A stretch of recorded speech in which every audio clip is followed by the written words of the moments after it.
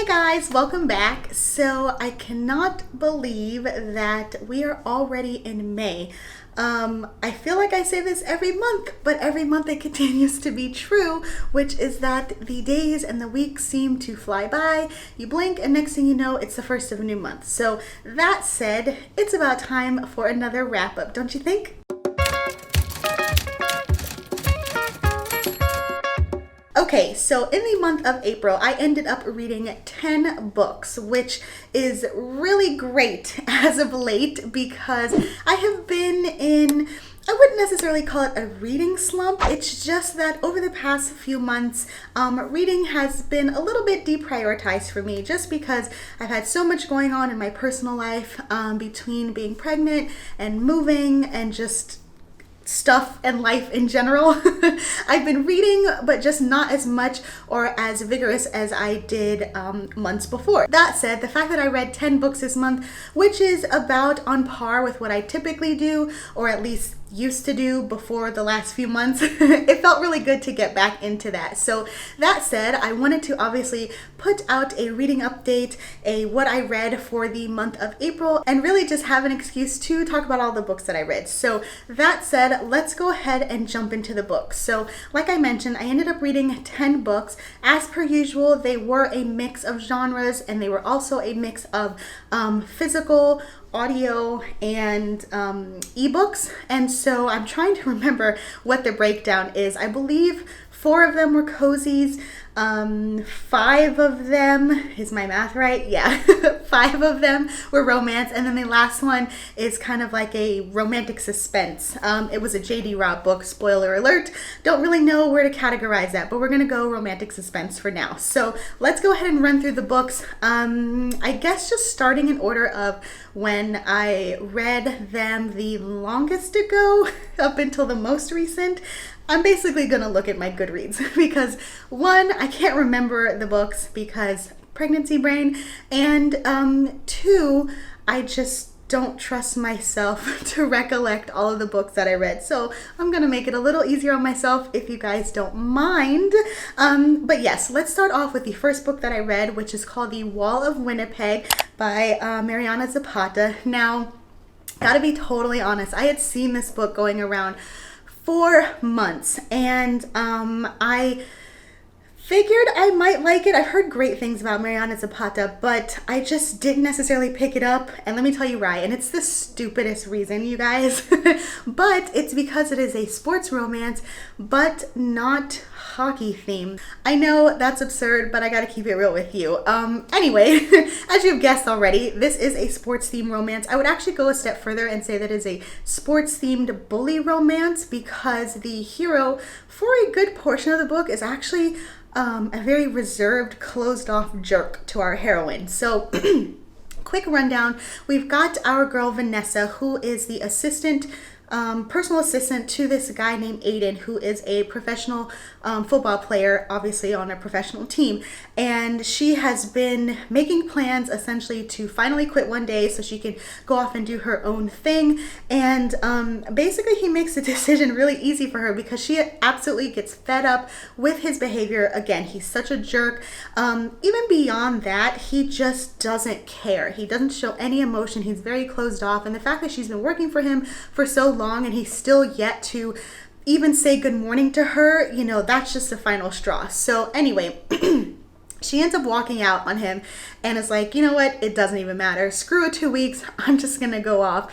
And lo and behold, a couple of days later, he shows up to her apartment, basically begging her to come back. And she has no idea why.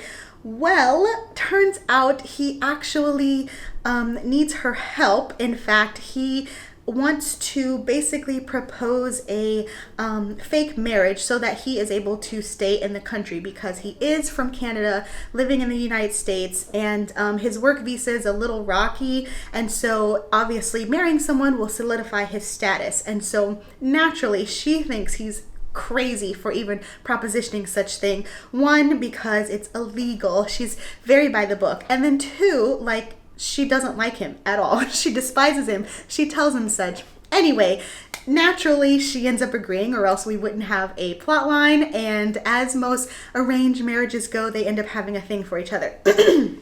Now, just gotta say off the bat, I loved this book so much.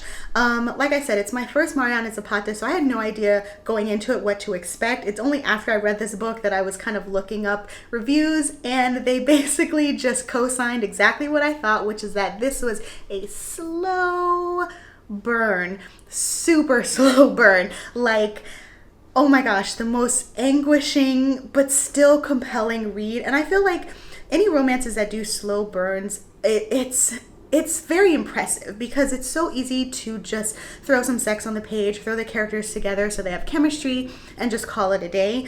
But I feel like in order to keep readers compelled while not actually having the characters get together, it's a really strong skill set unto itself, and she did it superbly. So that said, pretty sure I ended up giving it, let's see, 5 stars? Yeah, I gave it 5 stars because it was amazing. If you like sports romances, if you like slow burns, if you like bully romances, any of those above, or just good writing in general in your romances, definitely check this one out. Okay, next up we have a cozy mystery.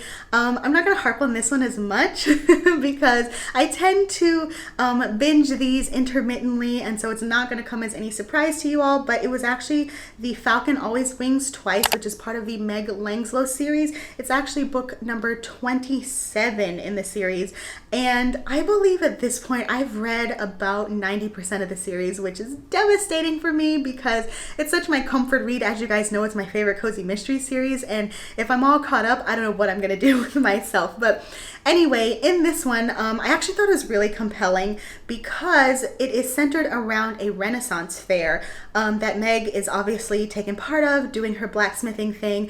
And what's really interesting, as with most Ren fairs, all of the characters have to, or excuse me, all of the workers have to stay within character in that kind of Renaissance era, the way they talk, the way they dress, etc. And so one of the people who are working the fair, the guy is a jerk, basically.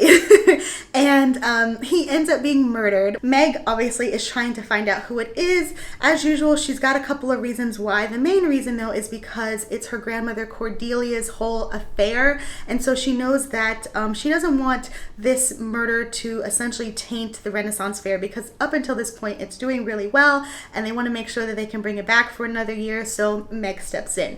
As with probably most of the Donna Andrews books, I did listen to this one on audio. As always, fantastic, and I cannot emphasize enough how much I appreciate when authors have the same narrator throughout the series. You would think that that would be an obvious thing, but I actually just listened to a series where they switched up the main character, and it threw me off, and I didn't love it. I ended up getting into the book, luckily, but I didn't love it. And so note to all of you authors out there, if you can, please, please, please stick with the same narrator. I feel like it makes such a difference when your listeners are basically following along the character's journey. Oh man, okay, so the next book that I read is the J.D. Robb's book. Okay, so there's definitely a fly in here. Pretty sure it just flew in front of the camera. We're gonna ignore that.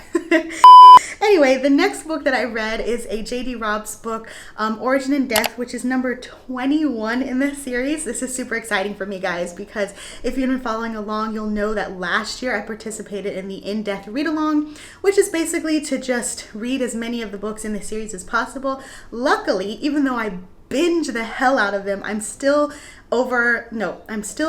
just over halfway through, so I've got plenty to go still, luckily. But the case in this one was super fascinating, and you know, I have to say, being 20 plus books into a series, let's be honest, not all of the books are going to be 5 stars. Some of them may be a little stale or with like unmemorable plots, but this one I will definitely be remembering. It was batshit crazy. And I don't know, you know what, I'm going to put a little spoiler down here, so if you don't want to know, you can kind of like put it on mute or skip past this, but I have to mention what it is because that's the whole crazy part of the book. But basically it was cloning involved. So the case that Eve stumbles across, I want to say this like really prolific, famous, well-known and liked doctor, very respected. He ends up being murdered, and so naturally she's trying to figure out who did it. She has someone on tape, and it's this woman who came in for an appointment only for Eve to discover that this woman isn't who everybody thought she is, and it leads her to this like spiraling of like conspiracy theories and unimaginable things that even in the future they couldn't really fathom. And all that to say is cloning. And so of course, me saying it now, it sounds like, oh, okay, that's not that big of a deal. But believe me, like when you're reading the book, at least when I was listening to it, I was speculating so many things just like Eve was. And so the fact that the cloning business came out, it was like, oh my God, that's super interesting. They go into depth about it, but again, in a way to where it's not at all boring, very compelling, very tightly written. And then on top of that, you've got your, what I would consider B plot storyline, which is to say that all of this takes place around Thanksgiving, and Rourke's family is actually coming into town to visit, which if you know anything at all about the series, you'll know is super emotional, because up until recently, Rourke thought that he was an orphan without any family, and he ends up discovering that he does still have family in Ireland. And so the fact that he invites them over and he's still trying to like grapple with the idea of having a family, but you know, it's cool, suave Rourke, you know, so to have him be kind of nervous about anything was just so endearing to see. And yes, really enjoyed this one. So if you at all are familiar with the series, definitely pick it up. Though I will say, if you're not familiar with the series, this is not necessarily a good book to start off with, just because there's a whole bunch of backstory spoilers or backstory that you probably would be better off getting a handle on before diving into this one. Okay, so this next book that I read is called Dear Aaron. It's also by Mariana Zapata, and full disclosure, after reading The Wall of Winnipeg and loving it, I'm like, okay, I need to see what else this woman has written, because I'm obsessed. And yes, I knew going into it that it would be slow burn. I didn't care. I just needed to read something else from her. And I actually asked a couple of my bookish friends and, you know, kind of looked on Goodreads to see what the other most popular books were. And this one was not on that list, surprisingly. In fact, I'm drawing a blank at what the books are, but I was actually recommended a couple of other of her books. But in the end, I ended up choosing this one, and I don't know what I'm missing out with the other ones. I'm sure they're fabulous, but this one was really sweet. Essentially, it is about a it's an epistolary novel. Basically, it's about a woman who signs up for this like pen pal program for people in the army, and she ends up being matched with this guy. They write letters back and forth, obviously, and you just kind of watch their relationship unfold through these letters. But the way that it's done, it's not as if the romance blooms on the page, but rather a really solid friendship. And so the guy actually ends up proposing that they meet up because he's going to be away on leave for a little while. He really wants to meet her. And of course, she's very nervous, but agrees to it. And it's then when they see each other that the chemistry really just takes off.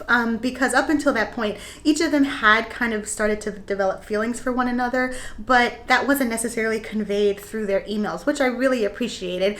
They kept it friendship, and there was a really heavy emphasis on having a friendship foundation, which is one of the reasons I really enjoyed this story. But anyway, so they end up meeting up, and they spend a good portion of the book together, which I really appreciated, because once they met each other, I wasn't sure how the author was going to get away with having them separated and then just continuing the plot line through these emails. But yes, they meet up, and it's so sweet. It's so sweet. You know, obviously she is hesitant about telling her feelings to him, and he's actually very straightforward, but at the same time he knows that he doesn't want to necessarily ruin the friendship that they have. And just, oh my goodness, I love it so much. So if you love friends to romance stories, definitely check this one out. Yes, it was a slow burn, but again, I'm totally okay with that. I did know that going in, but at the same time with Wall of Winnipeg, I didn't know about the slow burn going in, and it was so well written that I didn't mind that. So it's one of those things, depending on your preferences, you know, if you have a heads up, maybe that makes it better, maybe that makes it worse. I don't know, but it's fantastic storytelling all around, and I definitely recommend it. Next up, we have Playing for Keeps. This one is actually by R.L. Mathewson, and I only mention that because there were a couple of books named Playing for Keeps, and I've actually read one before, so I had to like double check to make sure that I'm talking about the right one. But this one is a enemies to friends to lovers story. Very cute. I would say And I swear I don't mean this as an insult, but very cute, kind of middle of the road romance. You know what I'm saying? Like years from now, I'm not necessarily going to remember it. A couple of days after I read it, I wasn't necessarily like waking up in the middle of the night thinking about certain scenes from the story, but it was definitely an enjoyable read while I was reading it. So the plot basically is that there's this really timid woman who lives in essentially like this house that she loves and she saved up for, only to have it ruined because she's got the neighbor from hell. It's this guy who's this loud bachelor, always having parties, blah, blah, blah. One day he does something egregious as ruining her flower garden, and that just takes a cake for her. She stomps over there, like cusses him out basically. And that's kind of like their first meet cute, because what ends up happening is that they like disturb some kind of bee's nest and they have to run back to her place together. Very Hallmark movie, if I may say so. But anyway, from there they end up spending the day together and kind of learning more about each other, realizing that the other person isn't as bad as they thought.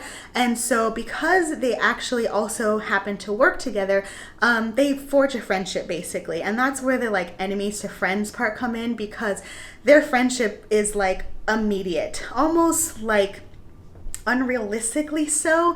It's one thing to kind of get to know a person because you spend the afternoon with them, but they basically become besties, which I found a little implausible, but whatever. So naturally, because they spend so much time around each other, they start to develop feelings, but they don't necessarily want to ruin their friendship by crossing that line. They cross that line, but the chemistry between them is explosive. Definitely worth it for the read. Definitely not a slow burn romance, if I may say so. I ended up giving it a 3. Again, not necessarily memorable, but very interesting nonetheless. Okay, so the next book that I read after that is The Mobster's Masseuse by my girl Jessa Kane. I have read lots of her books. She's very prolific, luckily, because I haven't even put a dent in her backlist. But I went on a huge Jessa Kane kick, I want to say last year, maybe the year before, but essentially she writes erotic short stories and she does a really good job. I remember the first time I read one of her books, I'm like, what is this? But it's also like a car crash. You can't look away. In fact, you want to go even closer. Maybe a car crash is a bad example, but regardless, if you're not used to it or you don't necessarily know what you're getting into when it comes to her books, you are going to be a little thrown off. Not necessarily because of the eroticism, but like she takes it a step further. I'll just leave it at that. But this time around, I knew exactly what I was getting into. Also, I wanted something short and sweet, not literally sweet, because again, her stories are very spicy, but you get what I'm saying. So as you can tell by the title, it's basically about a mobster and his masseuse. Now, as with most of her books, very insta-love, as one would have to be because they're so short, and oftentimes, I would actually say like 100% of the times, the men are very alpha and they fall immediately head over heels for the women and end up spending the rest of the book either chasing them or claiming them or something like that. That was no exception in this case. It was really interesting though, reading about the fact that the alpha male hero was a mobster. You don't necessarily get too much into his background because again, it's a short story, but you get just enough to where you're pretty fascinated. And it was a very interesting alternative to the alpha male that I'm used to reading. Obviously, there are lots of books out there with like mobster, killer for hire type heroes. I just haven't read too many of them, and this one was really compelling, so I really enjoyed it. If you like your stories short and filthy, then definitely add this one to the list, because trust me, the Jessa Kane books do not disappoint. These next 3 books, I'm just gonna actually kind of clump them together because I went on a audiobook cozy mystery listening binge of Ellie Alexander's Bake Shop Mysteries. I'm sure you guys have heard me talk about her books before. I absolutely adore the Bake Shop Mystery series. I adore Ellie Alexander, to be honest. Like, if you're not following her on Instagram, I definitely recommend it. Even as a reader, I don't really follow a lot of authors on social media just because I don't like to see how the hot dogs are made. And let's be honest, a lot of times, authors' pages can be very just like self-serving and promotional, and that's about it, without any kind of regular content that make them regular people. Anyway, Ellie Alexander is nothing at all like that, and I really enjoy following her, which is one of the reasons why I ended up picking up the Bake Shop Mysteries last year or a couple years ago in the first place. So as far as the books that I listened to, like I said, I binge read them. So I've got the 5th, 6th, and 7th one. Fudge and Jewelry is the first one, or number 5. A Crime of Passion Fruit was next, number 6. And then another one, Bites the Crust, which is the 7th book that I ended up listening to. And I adored all of them. Now, I will say, because I alluded to this earlier in my video, obviously this is a series, and I don't remember, I may or may not have listened to previous books, but for these 3 that I'm talking about now, unfortunately, the narrators change, which was so disappointing because, like I mentioned earlier, that just bothers me. Now, luckily, Ellie Alexander's writing is definitely enough to kind of get you over that, but if you're anything like me and you like to be dedicated to a certain character, especially when it comes to a series, then just take caution because they do change. Now, I'm not sure, obviously, because there are multiple more books in the series, I'm not sure if, say, the person that I listened to in book 7 is the one that they have from here on out, and maybe the different one that I heard was like the exception and she was like pinch hitting for the regular main narrator. I don't know the deal, but needless to say, it threw me off. But luckily, the writing of every single one of the stories was so compelling, obviously, because I ended up binge listening to them, and I thoroughly enjoyed every single one of them. In fact, I want to say, I'm trying to look really quickly on my Goodreads. 2 of them I rated a 4, and one of them I rated a 5. I'm trying to see which is which. Give me a second. Okay, so number 7 I rated a 5. So just really quickly, if you're not familiar with the Bake Shop Mystery series, it's essentially about a woman who used to be a pastry chef on this really popular cruise liner, and once she basically gets betrayed by her husband, she ends up returning back to her hometown in Ashland, Oregon to help her mom with their bake shop and essentially take over as the owner slash head baker, whatever you want to call it. And each of the books are filled with characters from this small town, because you've got the workers who work at the bake shop with her. You've obviously got the mom, the sheriff. One of the deputies there is actually her ex-boyfriend. And again, this whole cast of characters who each play their role, very distinct personalities, which is one of the reasons why I think the writing in this series is so good. Now, just really quick rundown of the plot, because like I said, I already mentioned how much I loved each of the books. In Fudge and Jewelry, it basically is centered around a chocolate competition that is being held in town. And so this one is really fun because you get to see basically a bunch of different chocolate recipes. Now, I know that may not sound that enticing, but one of the reasons that I love food cozies, or really well-written food cozies, do this very well, they will seamlessly incorporate recipes or descriptions of how the characters make something in great depth. This one was no exception, and because it centers around chocolate, there were all of these little fascinating tidbits that you get to learn, because as one does when you're at a chocolate convention competition thing, you're tasting different chocolates and ways of making them that it stands out. Like, there's a scene where there's like sea salt involved. There's another one with like some kind of chocolate tea, and just very interesting, needless to say. So that one is definitely one, especially if you have a sweet tooth and love chocolate, don't miss out. But also, like, keep a bag of Hershey's Kisses next to you because you're gonna need it. Now, as far as A Crime of Passion Fruit goes, oh my goodness, I love this one. So I will admit so I binge listened to them all back to back, and I actually didn't read the synopsis of any of them because I'm like, I'm just gonna go in order. But for this one, I actually looked at the synopsis once I started listening to the book, and come to find out it actually takes place away from Ashlyn, which I wasn't at all expecting, but was thoroughly surprised with, because most of the books, again, take place in Ashlyn, Oregon, centered around her bake shop. This one actually takes place on a cruise, which, first of all, I love cruise ship settings. I mean, I don't know what the hell it is about them, but I adore it so much. But yes, this one takes place on a cruise. Actually, our main character's ex-husband is in a pinch, and he really needs her to step in and be the pastry chef because their last one quit or got fired or something like that. And in exchange, she kind of sweetens the pot by saying her mom and her mom's boyfriend, betrothed, I don't know. Basically, he offers a free trip to her mom. And so Jules, our main character, is like, okay, well, I know mom needs a vacation. Sure, I'll help you. So needless to say, there is a murder on board while they are on the cruise ship.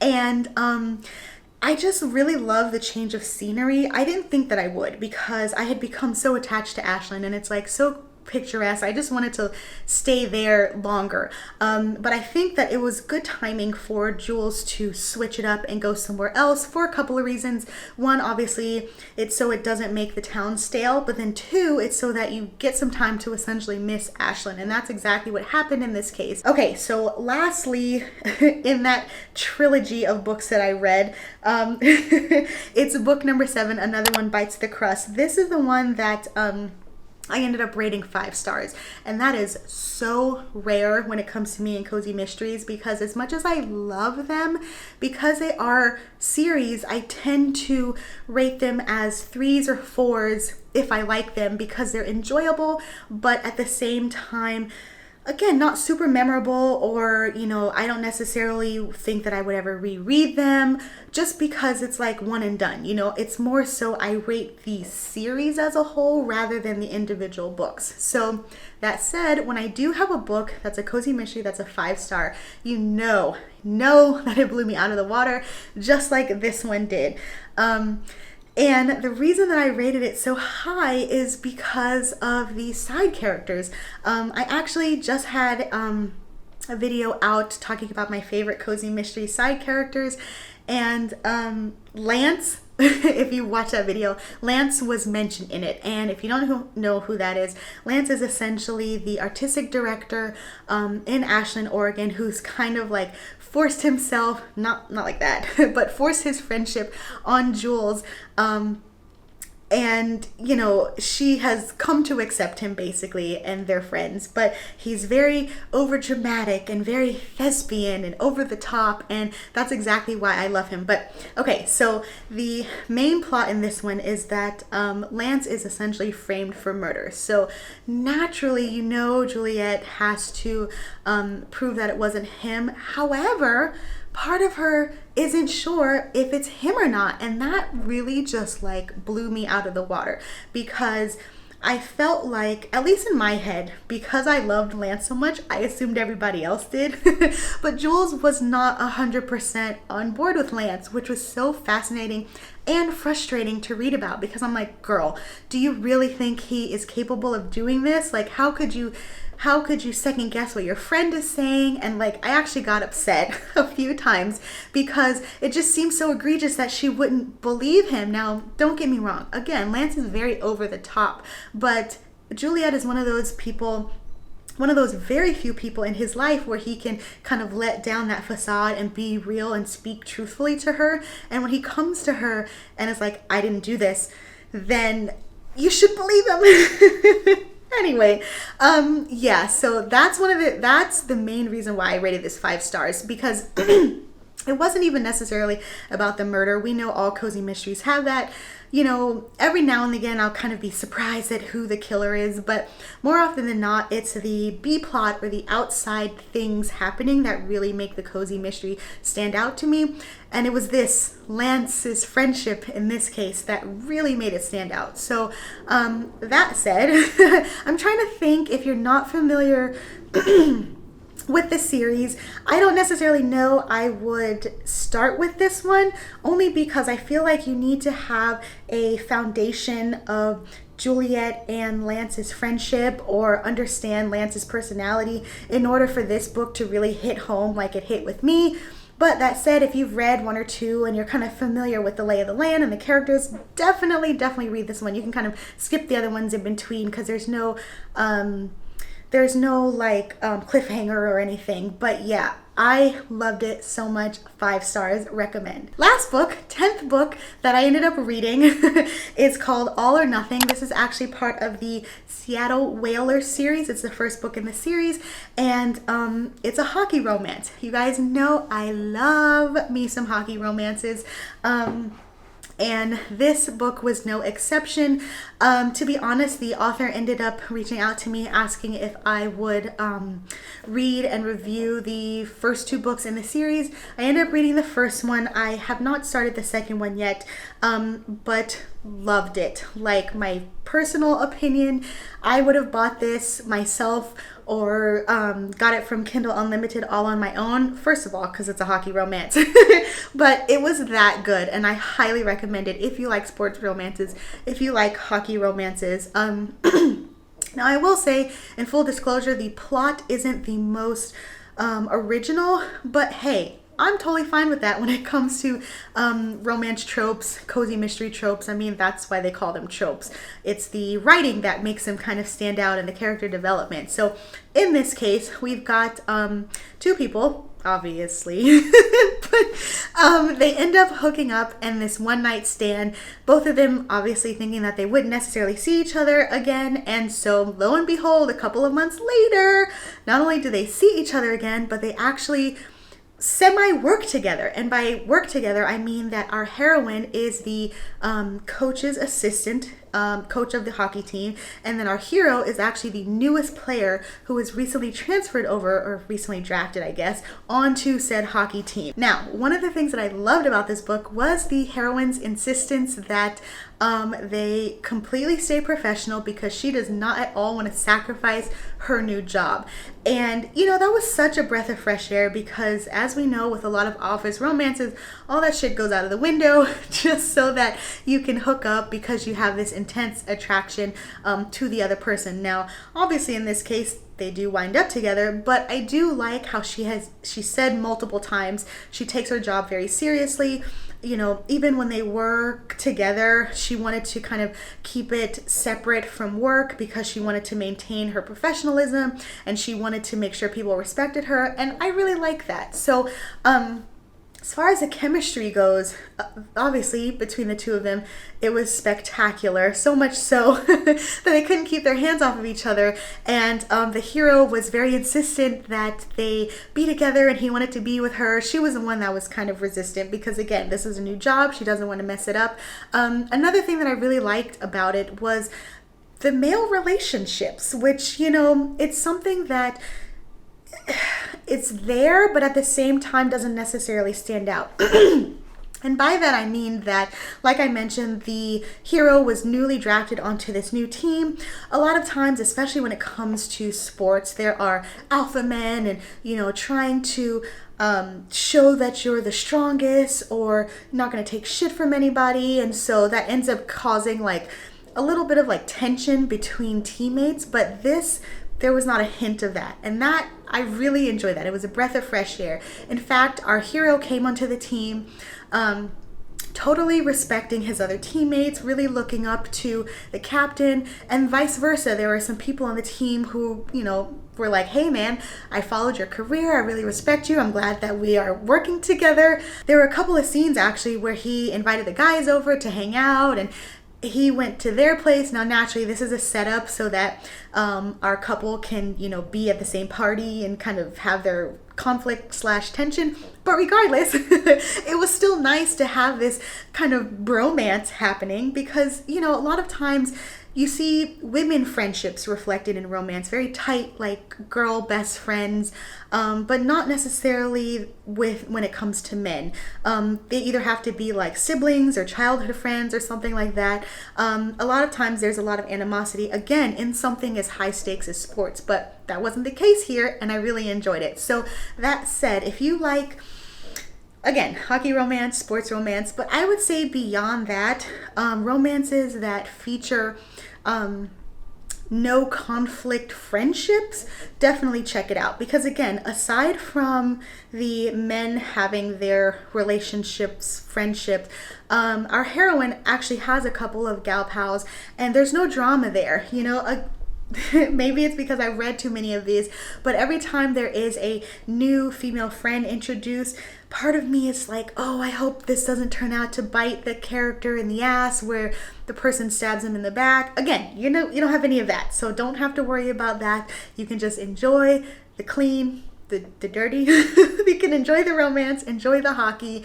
Oh, okay, one last thing I have to say about this, because as much as I love hockey romances, and I've mentioned this in my video about hockey romances, I don't watch hockey, and I find that there is a delicate balance where they kind of mention hockey to where you can just get a scene in your head as to where they are, but there's not too many details about hockey. This book, however, you can tell was written by a hockey fan. There was way more information about hockey in a good way, like the descriptions during the game, even during the practice. You know, our heroine didn't know anything about hockey, so you also are kind of like learning through her, because she goes on to learn more about it for her job. And it was just really interesting. I gotta say, like, I ended up finishing the book wanting to watch a hockey game. So we're gonna call that a success. Okay, so there you have it. Like I said, I ended up reading 10 books this month, which I'm very proud of myself for, and I'm hoping that I can keep the streak going, though I'm not gonna put any pressure on myself as usual. But we will see. Let me know if you have read any of these as usual, and if so, what you thought about them. And if you didn't read any of these, which ones sound interesting, or at the very least, tell me what you read last month, because I'm always looking for suggestions, always looking to add to my TBR. So anyway, please like and subscribe if you enjoyed this video and you want to see more like it. And in the meantime, happy reading, and I'll talk to you guys later. Bye!